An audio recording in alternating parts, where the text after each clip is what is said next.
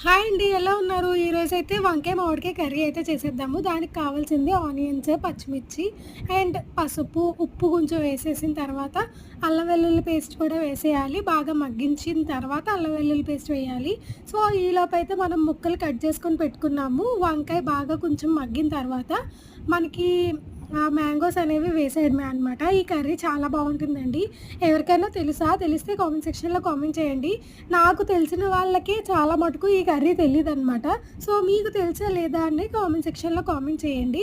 So, కొంచెం ఉప్పేసేసుకొని కారం కూడా ఒక 2 స్పూన్స్ అయితే వేశాను. దీంట్లో ఎక్కువ పడుతుంది. ఎందుకు అనంటే పులుపు ఉంటది కదా! సో, దానివల్ల ఎక్కువే పడుతుందనమాట. ఇప్పుడు వాటర్ అనేవి యాడ్ చేసేసుకొని జస్ట్ మీడియం ఫ్లేమ్‌లో ఒక్క విజిల్ అయితే పెట్టండి. చూడండి చాలా బావుంటుంది. సాలిడ్‌గా కర్రీ అయితే అదిరిపోతుందనమాట. ఒక్కసారి మీరు కూడా ట్రై చేయండి. సబ్స్క్రైబ్.